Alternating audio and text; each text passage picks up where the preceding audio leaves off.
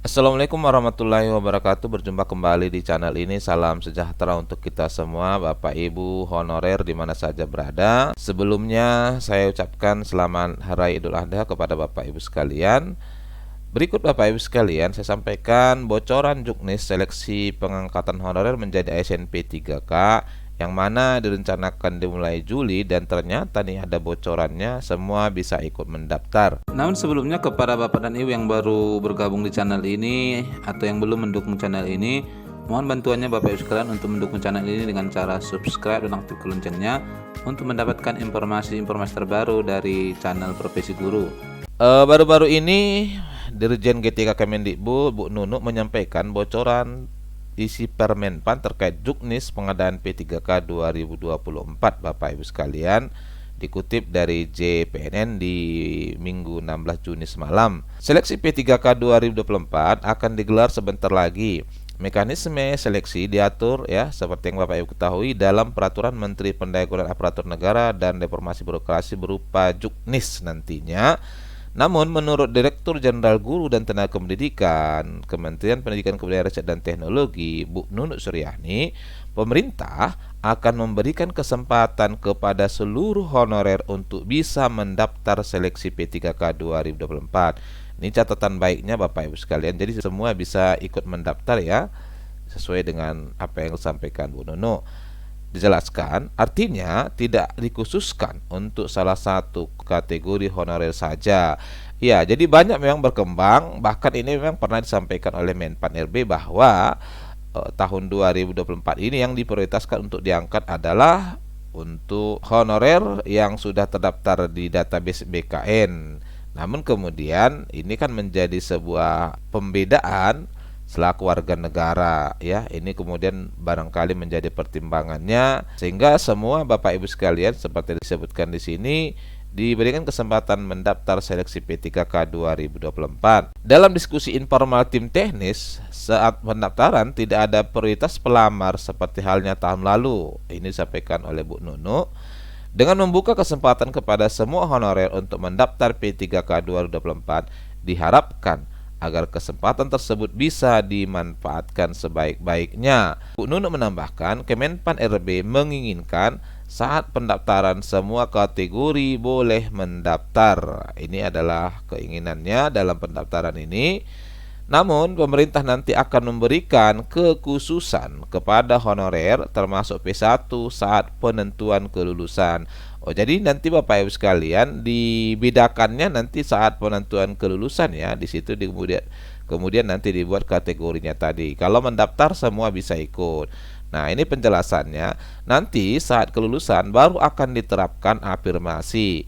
Afirmasi ini sesuai kategori yang diatur dalam Permenpan RB, ucapnya. Nah, ini nanti yang akan dibuat di juknisnya ya. Kategori ini salah satunya adalah, kata Bu Nunuk, honorer K2. Honorer yang dilihat dari masa kerjanya, ini berarti ada tambahan ya di tahun 2024 ini akan ada nanti pengecualian untuk afirmasinya ya tergantung masa kerja. Nanti spesifikasinya di juknis tentunya ya Bapak Ibu. Kemudian memiliki sertifikat pendidik, ini juga tetap dipakai ya, dan banyak ditanyakan ini oleh rekan-rekan, apakah nanti 2024 masih menggunakan afirmasi Sardi? Iya, dari sini dijelaskan masih ya Bapak Ibu sekalian. Dan lainnya ini tentu adalah tambahan yang belum dikonfirmasi oleh Bu Nunuk ya, artinya masih berupa rahasia, nanti dijelaskan di juknis. Bu Nunuk kembali menegaskan komitmen pemerintah khususnya Kemendikbudristek untuk menuntaskan masalah guru honorer termasuk P1 dan tenaga kependidikan honorer. Itu sebabnya tahun ini Tendik pun mendapatkan formasi di P3K 2024. Ya, betul sekali ya. Kami sangat berharap Pemda satu visi misi dengan pusat untuk menuntaskan masalah honorer. Kemendikbudristek tidak bisa berjalan sendiri dan butuh dukungan berbagai instansi terkait, terutama Pemda, tegas Bu Nunuk.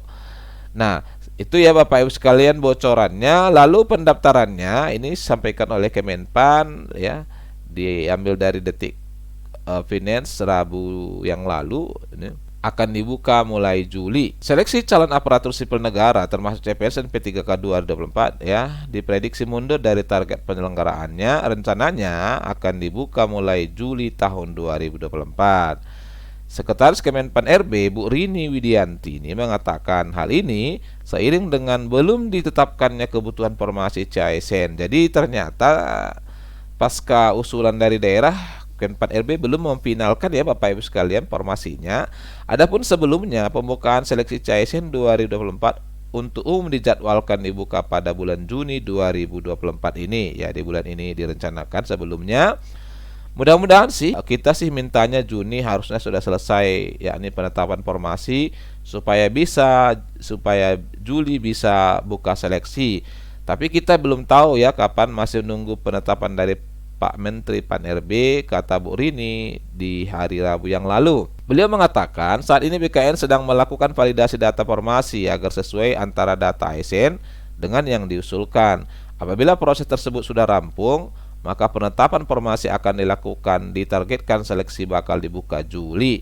Ya, jadi kemungkinannya juga Bapak Ibu sekalian ini akan dibuka Juli ya, karena sebelumnya Menpan secara langsung menyampaikan bahwa pendaftaran akan dimulai di antara Juni Juli. Di Juni ini sepertinya tidak mungkin, maka jatuhnya di Juli. Ya, ini tentu komitmen pemerintah ya terkait pernyataannya. Kan harus ada penetapan dulu, formasinya harus ditetapkan dulu. Karena sekarang kan kita baru memberikan data ke BKN, terus kemudian disesuaikan dengan data kita, ujar Bu Rini. Di sisi lain, kata Bu Rini, tetap optimis seleksi tetap bisa digelar sebanyak 3 kali di 2024 ini. Biarpun pembukaan seleksi sedikit molor, bisa sih, masih bisa, kata beliau. Dan ini juga pernah disampaikan oleh Pak Haryomo ya, bahwa rencananya tahun ini akan dilaksanakan 3 kali. Ya, kita doakan saja Bapak Ibu sekalian, semoga tidak seperti tahun 2021 yang lalu ya, direncanakan 3 kali ternyata dibuka hanya 2 kali. Ini kemudian yang membuat sebagian yang sudah daftar tidak bisa ikut ujian. Nah, langkah ini juga seiring dengan kewajiban penataan 2,3 juta tenaga non-ASN yang harus dituntaskan di Desember ini.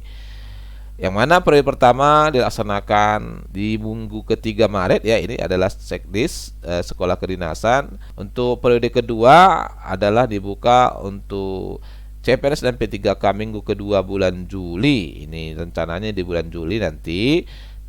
Lalu SKD dan SKT bagi P3K dimulai minggu ke-1 Agustus sampai minggu ke-1 September. Ini ya Bapak Ibu sekalian. Jadi walaupun dibuka 3 periode sebenarnya bukan berarti 3 periode untuk P3K ya. Ini adalah gabungan antara CPNS dan P3K. Setelah itu akan dilakukan seleksi kompetensi bidang bagi peserta CPNS periode kedua minggu kedua September sampai ke 3 Oktober. Itu. Sehingga pengolahan dan pengumuman seleksi periode kedua ini dilaksanakan minggu kedua bulan November.